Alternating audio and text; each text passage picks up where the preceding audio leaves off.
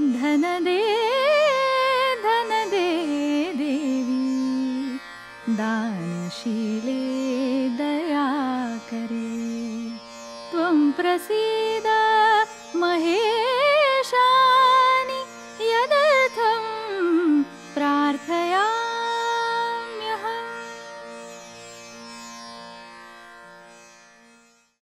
नमस्कार, हॅलो मित्रांनो.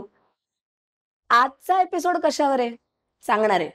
गणपती जवळ आलेत म्हणून एक कमालीची घडलेली गोष्ट सांगते. एका गावामध्ये एका आजीचा बाप्पावर भारीच जीव. वर्गणी घ्यायला आलेल्या एका मुलाने विचारला, आजी वर्गणी दे की.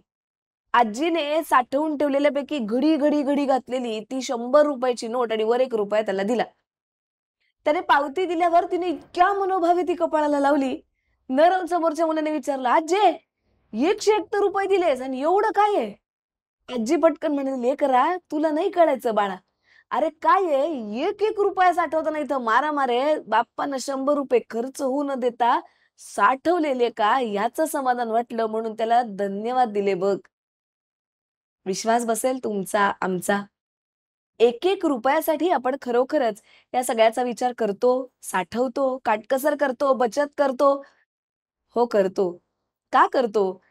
काय नेमका आपला ह्या सगळ्या मागचा विचार आहे? ही गुंतवणूक, ही बचत याच्यात खरं तर कितीतरी फरक असले तरी ते आपण का करतोय याच संदर्भात आजच्या एपिसोडमध्ये जाणून घेणार आहोत.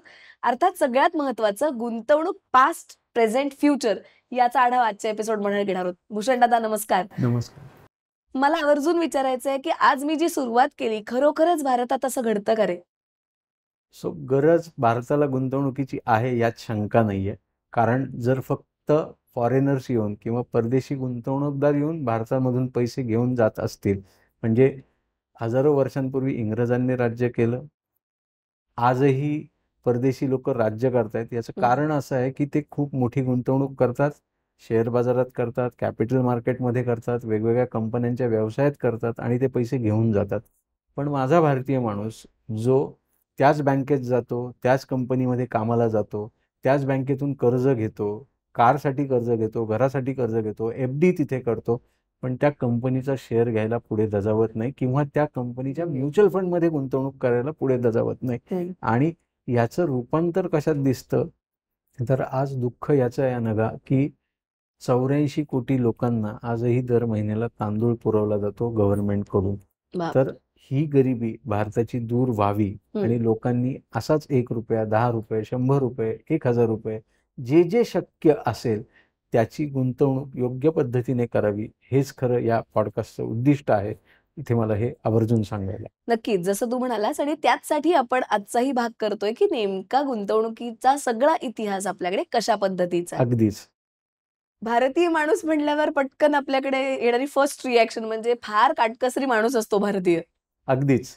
तर मला असं वाटतं की बचत करणं हा त्याचा मूळ स्वभाव आहे का रे? आणि का अशा पद्धतीने तो गुंतवणूक करायला शिकला असेल असं तुला वाटतं? अनघा, कसं आहे की भारतीय अर्थव्यवस्थेचाच एकंदरीत विचार केला आणि भारताची हिस्ट्री बघितली, गुंतवणूकदार किंवा ओव्हरऑल भारतीय अर्थव्यवस्थेत भारतीय लोकांनी स्वतःसाठी केलेली गुंतवणूक. पूर्वी कशी बार्टर सिस्टीम होती, देवाणघेवाण चालायची. मी गहू दिलेत, तुम्ही मला तांदूळ दिलेत, माझं कुटुंब चालतंय. तर ही देखील एक प्रकारची गुंतवणूकच होती. पूर्वी आजोबा कुटुंब प्रमुख म्हणून पैसे कमवून आणायचे किंवा वडील मोठे, कारण एकत्र कुटुंब पद्धती होती, पैसे घेऊन यायचे आणि आजीच्या हातात द्यायचे. तर आजी ते बटव्यात ठेवायची किंवा कपाटातल्या किंवा तांदूळाच्या डब्यात कुठेतरी ठेवायची आणि त्यातून मग घर खर्चाला लागणारे पैसे आणि आजोबांना किंवा वडिलांना त्यांच्या कामासाठी महिन्याच्या शेवटी जर काही पैसे लागलेत, कमी पडलेत, तर ते त्यातूनच उपयोगाला यायचे. अशी एक पद्धत गुंतवणुकीची भारतात होती, पूर्वंपार होती. तिथून पुढे म्हणजे आयुष्य पुढे सरकत गेलं. आपण हळूहळू इकॉनॉमी म्हणून पुढे डेव्हलप होत गेलो. मग त्याचं रूपांतर बँक FDत झालं, रिकरिंग डिपॉझिटमध्ये झालं. मग हळूहळू लोक NSC, KVP म्हणजे हे पोस्टाचे इन्व्हेस्टमेंटचे प्रकार आहेत, तिथे गुंतवणूक करायला लागले. मग हळूहळू पुढे त्याचं रूपांतर म्युच्युअल फंड्स किंवा मग SIP, आता हे SIP देखील अनघा कसं आहे की पूर्वीपासून दर महिन्याला पैसे बाजूला काढून ठेवणे, किंवा आजी किंवा आई काय करायची की जो काही गावातला सोनार आहे त्याच्याकडे दर महिन्याला थोडे थोडे पैसे साठव, म्हणजे भिशी करणं. सो हा देखील एक SIPचाच प्रकार होता. सो SIP हा शब्द गोंडस आत्ता हल्ली आला, पण SIP ही भारतात गेली यो काळापासून चालू आहे असं आपल्याला म्हणायला हरकत नाही. सो पूर्वीपासूनच भारतात गुंतवणूक होतीये आणि काटकसर करणं हा भारतीयांचा मूळ स्वभाव आहे. आणि त्याच स्वभावाने मला वाटतं 2008 मध्ये भारताला जी जागतिक मंदी आली होती, फायनान्शियल क्रायसिस झाले होते, आणि जिथे लेमन ब्रदर्स सारखी 150-200 वर्ष जुनी ही बँक बुडालेली होती, त्यांनी दिवाळखोरी डिक्लेअर केलेली होती आणि सगळ्या जगावरच जागतिक मंदीचं सावट होतं, तरीही भारत त्यातून तरुण निघाला. याचं एकमेव कारण की भारतीय लोकांनी केलेली काटकसर. वा, म्हणजे काही वेळेला आपल्याला तो दोष वाटतो, पण खरं तर तो गुण आहे की ज्या पद्धतीने आपण स्वतः थोड्या थोड्या गोष्टी का होईना आपण त्या साठवून ठेवतो. तू जसं म्हणालास की पूर्वी पिठाच्या डब्यातून हमखास कधीतरी 4 नोटा बाहेर यायच्या आणि 100% समोरची गृहिणी ते घर कुठेही कधी कमी पडू द्यायची नाही घराला, म्हणून कदाचित डिमॉनिटायझेशन मध्ये जाणवलं की तांदूळाच्या आणि पिठाच्या डब्यात किती पैसे आहेत ते. खरंय. तर जसं तू म्हणालास की आता आपण, मला एक आवर्जून नमूद करायचं आहे रसिका हो, की बचत आणि गुंतवणूक याचा फरक असतो हे आपण कधीतरी पुढच्या भागांमध्ये बघणार आहोत. आता त्याच्यावर भाष्य न करता थेट आपण पुढच्या प्रश्नाकडे विचार करायचा. तर जसं तू आता बोलता बोलता अनेक गोष्टीत झालेले बदल सांगितलेस, पण मला सगळ्यात महत्वाचा मुद्दा विचारायचा आहे की सार्वत्रिक बाजारपेठा जशा खुल्या झाल्या तसं एकूणच मूल्य, गुंतवणूक याच्याकडे बघण्याचे दृष्टिकोन बदलले. तुझं मत काय आहे? 100% बदललेत. कारण कसं आहे की जसं जसं माणसाचं आयुष्य पुढे सरकतंय आणि भारतीय इकॉनॉमीचा म्हणजे भारत देशाचा जर विचार केला तर आपण महागाई असणारा देश आहोत, ज्याला आपण आमच्या टेक्निकल भाषेत इन्फ्लेशन असं म्हणतात. सो जर वर्षागणिक महागाई वाढत जाणार आहे, आज जर मला वर्षाला खर्च करण्यासाठी किंवा महिन्याला खर्च करण्यासाठी 50,000 रुपये लागणार आहेत आणि आज आपण ऑगस्टमध्ये पॉडकास्ट करतोय हा, तर पुढच्या ऑगस्टला कदाचित मला ते 56,000 रुपये लागणार आहेत. सो ही महागाई वर्षागणिक वाढत जाणार आहे, महिन्यागणिक वाढत जाणार आहे. आणि मग हे सगळं करताना पर्याय देखील बदलायला लागतात किंवा वेगळा विचार करायला लागतो. कारण मिळणाऱ्या पगारावर ओके किंवा मिळणाऱ्या बिझनेस इन्कम मधून माझं सगळं व्यवस्थित आयुष्याची पुढची सगळी पावलं पडतील किंवा मग माझे सगळे गोल्स, ड्रीम्स, ज्या ड्रीम्स आणि बॉन्ड्स बद्दल आपण मागच्या पॉडकास्ट मध्ये बोलतो, हे सगळे माझे अचीव होतील ह्याची शक्यता थोडीशी कमी आहे. कारण म्हणजे आपण ऐकलं होतं ना की महंगाई डायन खाए जात है. ओके, सो महागाई आपला पैसा ही खातीये. ओके, आणि त्या इन्फ्लेशन हा सायलेंट किलर आहे. म्हणजे सो त्याचा आवर्जून विचार व्हायला हवा जेव्हा आपण या गोष्टींचा विचार करतो. आणि मग म्हणून नवीन रूपातली गुंतवणूक, नव्या नव्या पद्धतीची गुंतवणूक. सो पद्धती जरी बदललेल्या असतील तरी काटकसर जसं आपण मगाशी म्हणालो आणि इन्व्हेस्टमेंट करणं हे मूळ भारतीयांचं जे आहे ते बदलत नाहीये. आणि तेच त्याला वेगवेगळ्या माध्यमातून कसं आपल्याला घेता येईल. म्हणजे आता म्युच्युअल फंड हे त्याच्यासाठी योग्य माध्यम आहे. काय अनघाचं की मी बऱ्याचशा खेड्यांमध्ये जातो, छोट्या छोट्या गावांमध्ये जातो, भरपूर सेमिनार्स घेतो, पण तिथे मला असं लक्षात येतं की माहितीचं बंबार्डिंग इतकं मोठं आहे, त्यानंतरही लोक चुका करतात. मग खरंच त्या माहितीचा अतिरेक होतोय का, आणि मग ती योग्य माहिती मिळत नाहीये का, त्याच्यासाठीच कदाचित आपला हा आजचा किंवा आपण करतोय. कोटीच्या कोटी उड्डाणे जरी आपण म्हणत असलो आणि कोटी हा शब्द जरी असला तर त्याची सुरुवात ही अतिशय छोट्या इन्व्हेस्टमेंट मधून करता येऊ शकते. खरी गोष्ट आहे. जसं तू आता या सगळ्याचं एक्सप्लेनेशन देत होतास, मला मनापासून असं वाटतं की या सगळ्याची गरज यासाठी आहे की जो आपण अगदी सुरुवातीला मुद्दा घेतला होता पहिल्या एपिसोडमध्ये, की जोपर्यंत आपण याबाबतीत साक्षर होत नाही, सुशिक्षित होत नाही, तोपर्यंत विचार नाही सुरू होणार. आणि कदाचित आपल्या पॉडकास्टचा उद्देशच तो आहे की चांगल्या पद्धतीने तो विचार अनेकांपर्यंत पोहोचावा. अगदी 100%. आता जो आपण, म्हणजे मला तू बोलत असताना एक गमतीशीर असं काय म्हणून उदाहरण आठवलं की तू जसं म्हणाला काळानुसार मूल्य बदलत गेलं. म्हणजे थोडक्यात सांगायचं तर पूर्वी बायका पैठण्या नेसायच्या, आता आम्ही त्याच्या मिडीज करून किंवा वन पीस करून घालतो.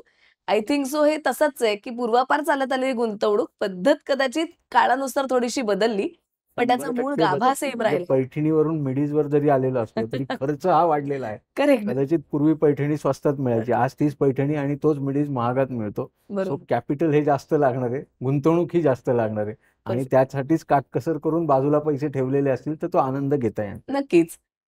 आता तू जो विचार म्हणतोयस की सतत आपण म्हणतोय की मूल्य आणि गुंतवणूक याचं एक कॉम्बिनेशन, पण मग या सगळ्याला जे आर्थिक उदारीकरण ज्याला आपण म्हणतो ते 90च्या साधारण काळात सुरू झालं. म्हणजे आता गेली जवळपास 30-35 वर्ष आपण याला सामोरं जातोय.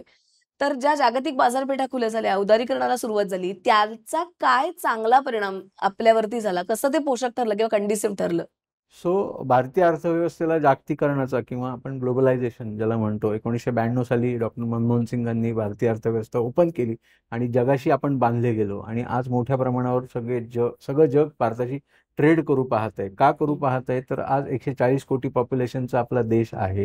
हो. यात अनघा 65% जनता अशी आहे की जी 0 ते 35 या वयोगटात येते. ओके. Yes. आणि हे जे यंग पॉप्युलेशन आहे हे प्रचंड खर्चिक आहे. त्यांचं ॲस्पिरेशन आहे. म्हणजे आपण पहिल्याही पॉडकास्टमध्ये हे थोड्याफार प्रमाणात बोललो होतो मला वाटतं. सो हे जे खर्चिक यंग पॉप्युलेशन आहे आणि जेव्हा इकॉनॉमी ही चालत असते तेव्हा कोणाचा तरी खर्च हे कोणाचं तरी उत्पन्न असतं. म्हणजे अगदी तू बरोबर. काहीतरी खर्च करतेय आणि त्याचे पैशांच्या स्वरूपात मला रिटर्न म्हणून काहीतरी पैसे मिळत आहेत. अशी जी देवाणघेवाण म्हणजे पूर्वी बार्टर सिस्टीम होती, पण आज पैशांची देवाणघेवाण होते. सो कोणाचा तरी खर्च हे कोणाचं तरी उत्पन्न आहे. आणि हे जेव्हा मी जागतिक बाजारपेठेशी जोडलं गेलेलो आहे, म्हणजे आता मायक्रोसॉफ्ट सारखी कंपनी असेल, गुगल सारखी कंपनी असेल, ॲमेझॉन असेल, फेसबुक असेल, व्हॉट्सअप असेल, या सगळ्या non core IT technology companies ज्या आहेत याचा मोठा पगडा भारतीय बाजारावर आहे असं म्हणायला हरकत नाही. आणि हे केवळ शक्य झालं आपण जगाशी जोडलो गेलेलो आहोत म्हणून. आणि Right. टेक्नॉलॉजी माणसाच्या आयुष्यात येण्याने म्हणजे आपण मला चांगलं आठवतंय मी 5वीत असताना विज्ञान शापकी वर्णन असा निबंध आलेला परीक्षेला, म्हणजे आयत्या वेळेचा विषय असं आपण त्याला म्हणूयात. तर आज तेच विज्ञान भारतीय अर्थव्यवस्थेसाठी फायदेशीर ठरतंय आणि त्या विज्ञानाची कास धरून माणूस हा पुढे सरकत चाललाय, त्याचे ॲस्पिरेशन पुढे सरकत चाललेत आणि त्याचा डेफिनेटली विषय गुंतवणुकीजवळ येऊन अडकतो. तर तीच गुंतवणूक आणि त्याच्याबद्दलच आपण बोलतोय असं मला वाटतं. राईट. तर आर्थिक उदारीकरणावर आपण बोलत होतो, तर एकूण या सगळ्याचा परिणाम तर तू सांगितलास, पण एखाद्या उदाहरणात समजावशील का? म्हणजे आम्हाला पटकन कळेल. सांगता येईल. सो परिणाम आपण जसे बघितलेत तसं बेसिकली पॉझिटिव्ह परिणाम झालेलेच आहेत भारतीय अर्थव्यवस्थेवर. आणि याचा बेसिकली फायदा हा म्हणजे घडणाऱ्या जनरेशनला म्हणजे कित्येक पिढ्या अशा म्हणजे आता मागची 30 वर्षांचं आपण उदाहरण घेतोय. 92 साली आपल्याकडे ग्लोबलायझेशन करण्यात आलं. तर खूप मंडळी आहेत जी अमेरिका, कॅनडा, ऑस्ट्रेलिया, अन्य कुठल्या देशात स्थायिक आहेत. ती ग्रीन कार्ड होल्डर आहेत आणि आज गेली 20, 25, 30 वर्ष तिथे ते काम करतायत. आता ते तिथे काम करतायत आणि त्यांचा पैसा हळूहळू भारतात परत येतोय. इन्व्हेस्टमेंटच्या माध्यमातून येत असेल, खर्च करण्याच्या माध्यमातून येत असेल किंवा आणि कुठल्या मार्गातून येत असेल, तर भारत त्या पद्धतीने स्ट्रॉंग होत चाललाय. डॉलर फॉर्ममध्ये भारताकडे आज मोठा पैसा जमा होतोय. असं देखील आपल्याला त्या उदारीकरणामुळेच घडलं असं म्हणता येऊ शकतं. दुसरा मुद्दा असा आहे, उदाहरण आपल्याला जेव्हा द्यायचं आहे तेव्हा पूर्वी जसं आता आजीच्या बटव्यापासून आईच्या तांदुळाच्या डब्यातले पैसे, पप्पांच्या सेव्हिंग बँक अकाउंटमधले किंवा बाबांच्या सेव्हिंग बँक अकाउंटमधले पैसे हे हळूहळू शिफ्ट होताना बँकेच्या आरडीत आले, पोस्टाच्या आरडीत आले, मग तेच भिशीच्या स्वरूपात रूपांतर झाले आणि आज त्याच भिशीचा वटवृक्ष हा म्युच्युअल फंडच्या SIPत झालाय असं आपल्याला म्हणता येईल. आणि आज तीच SIP आज जर काढलं तर 27,956 करोडच्या महिन्याच्या SIP आज भारतातून होत आहेत. सो ही रक्कम सांगणं का महत्वाचं आहे? कारण लोक पुढे येत आहेत, लोकांच्या गरजा आहेत, काटकसर करणं गरजेचं आहे, नक्कीच आहे. पण जेव्हा मला माझ्या गरजा, ड्रीम्स आणि हे सगळं म्हणजे शक्य करायचंय, ड्रीम्स मला साध्य करायची आहेत, माझ्या गरजा पूर्ण करायच्या आहेत, मुलांना योग्य शिक्षण द्यायची आहेत आणि जग फिरायचंय, आनंद घ्यायचा आहे. सो त्या आनंदासाठीची साठवणूक असा एक बदल डेफिनेटली या उदारीकरणामुळेच झालाय असं मला वाटतं. सो याच्यात कसं व्हायचं म्हणजे एक उदाहरण जर द्यायचं असेल तर म्हणजे मला आठवतंय की बाबांनी मला सांगितलेलं की त्यांचं बारसं झालं. ओके. तेव्हा ते बारसं करताना लोकांना बोलवून ते मोठं बारसं करण्यात आलं. ओके. कारण ती पद्धत होती, रूढी आहे, परंपरा आहे आणि खर्च करणं हा भारतीय माणसाचा मूळ स्वभाव आहे. सो जेव्हा माझा जन्म झाला, माझंही बारसं करण्यात आलं. ओके. आणि त्यावेळी म्हणजे बाबांच्या बारशाला जेवढी लोक होती तेवढी नक्कीच माझ्या बारशाला नव्हती. हे बाबाच सांगतात कारण मी नाही सांगू शकत. आणि मग ग्रॅज्युअली आज माझं मूल जेव्हा जन्माला आलं तेव्हा मी सारासार विचार करताना ह्या गरजा, नीड्स, वॉन्ट्स, ड्रीम असा सगळाच विचार केला. आणि उदारीकरण आहे त्याबरोबर महागाई पण आहे. ओके. तर मग खरंच बारसं साजरं करायचं आहे का हा प्रश्न उभा राहिलाच होता. करण्यात आलं, आनंद घेण्यात आला, पण जी 200, 250, 300 मंडळी बोलवली जातात तर आम्ही 50 लोकांमध्ये ते कसं होईल हा सारासार विचार केला आणि राहिलेला पैसा हा त्या मुलाच्या भविष्यासाठी कसा आपल्याला साठवून ठेवता येईल जेणेकरून त्याचं शिक्षण, कारण शिक्षणाचा आज जर खर्च बघितला तर म्हणजे मला आठवतंय चांगलं अनघा की माझं शिक्षण ज्या पैशांमध्ये झालं पूर्ण शिक्षण ते कदाचित माझ्या मुलाच्या वर्षाची फी आहे शिक्षणाची. सो हा जो मोठा बदल झालेला आहे आणि उदारीकरण होतानाच झालेला आहे आणि परत तिथे महागाई येते. सो हे उदाहरण म्हणूनच म्हणता येईल. तर हा प्रत्येक पॅरेंट्सने विचार करावा आणि त्याच्यामुळेच योग्य गुंतवणुकीचा विचार हा अत्यंत महत्वाचा आहे. म्हणजे आपण उत्सवी जरी झालो असलो तरी त्यातलं प्रॅक्टिकल अप्रोच आणि रॅशनल अप्रोच हा कायमच डोक्यात ठेवला पाहिजे. तर तू म्हणतोस तशा पद्धतीने आपण प्रत्येक गोष्टीकडे कदाचित मगाशी मी जसं म्हटलं तसं रॅशनली विचार करू शकू. दादा तू आत्ता आपण जेव्हा सांगत होतास आणि बचतीचे किंवा पूर्वीच्या काळातल्या गुंतवणुकीचे वेगवेगळे आयाम सांगत होतास, एक फार कमाल उदाहरण तू गप्पांमध्ये सांगितलं होतंस, ते सांग ना. सो काय झालं एकदा असंच ना म्हणजे वेगवेगळ्या ठिकाणी जायची सवय आहे, लोकांशी जोडून घेण्याची सवय आणि नाळ त्यामुळे जोडली गेली असं मला वाटतं. कारण बोलका स्वभाव आहे आणि हे बाळकडू आईकडून आलेलं आहे. सो असंच एकदा ना साताऱ्याजवळ एक उमरज नावाचं एक गाव आहे, छोटंसं गाव आहे, मे बी 10,000 वस्तीचं गाव असेल. त्या गावात एकदा गेलेला असताना म्हणजे मला एका क्लायंटने रेफरन्स दिलेला आणि त्यांना जाऊन भेटा, त्यांची गुंतवणूक जर झाली तर नथिंग लाईक इट, पैसे चांगले आहेत त्यांच्याकडे असं मला हसत हसत त्यांनी सांगितलेलं. आणि मग मी फोन करून गेलो त्या व्यक्तीला भेटायला. गेल्यानंतर कळलं की ते सावकार आहेत. ओके. सो मग ओव्हरऑल फायनान्शियल प्लॅनिंग हे कसं केलं पाहिजे, त्यांचं वय साधारण 47 वगैरे होतं, कसं फायनान्शियल प्लॅनिंग केलं पाहिजे ते तुमच्या जीवनात का महत्वाचं आहे. जरी तुम्ही साताऱ्याजवळच्या छोट्याशा उमरज गावात राहत असाल तरी पैसा पुढे भविष्यात कसा लागू शकतो या सगळ्यांवर चर्चा मी सुरू केली. आणि एक 10-12 मिनिटांनंतर त्यांनी मला पॉज घ्यायला सांगितलं. मला म्हणाले की भूषण मला एक सांगा की मला ह्यातून परतावा काय मिळू शकतो, रिटर्न ऑन इन्व्हेस्टमेंट ज्याला आपण म्हणतो. तर आता खूप रिटर्न सांगायची सवय नसल्यामुळे आणि मी मगाशी जसं म्हणालो की बाबा इन्फॉर्मेशन बंबार्डिंग होते आणि प्रचंड रिटर्नच्या मागे रॅट रेस लागलेली आहे आणि मला 35%, 40% असं परतावा मिळाला पाहिजे. याच्यामागे पब्लिक म्हणजे भाळलेली आहे, पळते असं आपल्याला म्हणायला हरकत नाही. पण ही आमची सवय नसल्यामुळे मी नेहमीप्रमाणे साधारण 12% रिटर्न मिळतील असं त्याला सांगितलं. तो ताडदिशीने जागेवरून उठला अनघा आणि मला म्हणाला धन्यवाद दादा, तुम्ही आलात इथपर्यंत, मला माहिती दिलीत, परंतु कॉफी घ्या माझ्या बायकोने केलेली आणि परत कधीतरी भेटूयात, मला कळे ना की नक्की याच्या मनात काय. मग त्यांनी मला उत्तर असं दिलं की मला जर वर्षाला 36% परतावा मिळतोय तर मी तुमच्याकडे गुंतवणूक का करू. आणि मलाही थोडंसं मनात असं वाटलं की आपण देऊ शकत नाही तर उगीच कमिटमेंट घेण्यात काही अर्थ नाही आणि मग कशाला ह्या माणसाची गुंतवणूक घ्यायची, हरकत नाही म्हणालो. कॉफी घेतली आणि उठलो आणि निघालो. परत यायला निघाल्यानंतर डोक्यात काहीतरी विचार आला आणि मग मी परत त्या व्यक्तीपर्यंत पोहोचलो आणि गेलो, म्हणजे त्यांच्या इथे टर्न मारून परत त्या व्यक्तीजवळ जाऊन बसलो. म्हणालो की दादा मला एक 5-10 मिनिटं अजून बोलायचंय. तर त्या माणसाचं उत्तर असं होतं आपण एक अर्धा तास 1 तास चर्चा करू पण पैसे 1 रुपये मी तुम्हाला देणार नाही. मग मनात म्हटलं की मी तुमच्या खिशातून हात काढून घालून तर पैसे काढू शकत नाही, मग करायचं काय. म्हटलं माझे म्हणणं तर काय आहे ते ऐकून घ्या. मग माहिती घ्यायला थोडी अजून सुरुवात केली. आता गावचा सावकार असतो, मग विचारल्यानंतर की आता ते छोटंसं गाव असल्यामुळे 10,000, 20,000, 25,000, 50,000 डोक्यावरून पाणी 1,00,000 रुपये असे पैसे व्याजाने दिले जातात. बरोबर. ओके. सो 3% महिन्याला व्याज म्हणजे 36% वर्षाला मिळणार. सो मग समजून घेतलं की खरंच हे पैसे मिळतात का, कसे मिळतात. मग त्यांनी त्याची चोपडी काढली की हे पैसे असे असे मला मिळतात. आता त्या चोपडीत जरा बघताना मला कुठेतरी कुणकुण अशी जाणवली की तिथे काही ठिकाणी पैसे लिहिलेले नाहीयेत. मग मी त्यांना प्रश्न घातला की हे का तुम्ही ही रिकामी जागा ठेवली आहे. तर त्यांनी मला असं सांगितलं की हे ज्या व्यक्तीला पैसे दिलेले आहेत त्याचं इंटरेस्ट मला मिळालं पण कॅपिटलच परत आलेलं नाही. म्हटलं अरे वा, आपल्याला मुद्दा मिळाला. सो असं जेव्हा मला लक्षात आलं तेव्हा मग मी त्यांना विचारलं की तुम्ही हा हिशोब कसा ठेवता. मग त्यांनी सांगितलं की समजा मी 100 लोकांना पैसे दिलेले आहेत तर दर 2 वर्षांनी मी हिशोब करतो, म्हणजे व्याज हे दर महिन्यालाच घेतो पण दर 2 वर्षांनी माझं कॅपिटल माझ्यापर्यंत परत आलं पाहिजे आणि परत मी ते नवजुनं करून परत देईल, पण पैसे माझ्यापर्यंत आले पाहिजेत, असा माझा हिशोब ठेवण्याची माझी पद्धत आहे.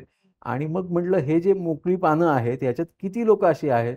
तो म्हटलं साधारण 100 लोकांना पैसे दिलेत तर 30 लोक आहेत की ज्यांनी मला कॅपिटलच परत नाही केलेलं. ओके. बर so it was shocking for me. मग असं असं का असेल? तर नाही दिलेले. मग आता गणित शिकलेला आणि मायक्रोसॉफ्ट एक्सेलवर आयुष्यभर काम केलेला असे भूषणवाणी व्यक्ती मग त्यांना प्रश्न घातला की तुमच्या समोर बसलेली ही भूषणवाणी व्यक्ती यांना जर तुम्ही 30 वर्षांपूर्वी 10 लाख रुपये व्याजाने दिले असते आणि जर तुम्हाला 3% महिना म्हणजे 36% वर्षाला व्याज मिळालं असतं तर किती पैसे झाले असते ह्याची तुम्हाला जाणीव आहे का? ते म्हणले नाही. मलाही काही अगदी तोंडी गुणाकार करणं शक्य नव्हतं तर मी एक्सेलवर ही फिगर मांडली आणि ती फिगर अनघा म्हणजे डोळ्यात अंजन घालणारी होती. बरं. सो 236 करोड रुपये. शपथ. आता मी पण शॉकच होतो फिगर बघून कारण 36% वर्षाला कंपाऊंडिंग आणि 236 करोड रुपये. मग मी त्यांना प्रश्न घातला की दादा तुम्हाला 200 करोड रुपये तुमच्याकडे आहेत का? मोठ्यांनी हसला. एवढे पैसे वाणी माझ्याकडे असते तर इथे गावात कशाला बसलो असतो. मग म्हटलं किती 100 कोटी आहेत का? नाही. 50 करोड आहेत का? नाही. मग कबूल झाला की माझ्याकडे 9 करोड रुपये आहेत. ती रक्कमही मोठीच होती. अर्थात. आणि काही रिअल इस्टेट केलेली गुंतवणूक असे सगळे मिळून 15 करोड रुपये त्या माणसाकडे होते. सो असं तो कबूल झाला. मग डोक्यात पाल चुकचुकली आणि गणित मांडलं परत एकदा त्या एक्सेलवरच. ओके. की ज्या 30 लोकांनी याला पैसे दिलेले नाहीत आणि त्याच्यामुळे त्याचा रिटर्न ऑन इन्व्हेस्टमेंट म्हणजे टेक्निकल आता याला परत नॉन परफॉर्मिंग ॲसेट असं फायनान्शियल भाषेत म्हणतात की मग ह्याला परतावा किती मिळाला?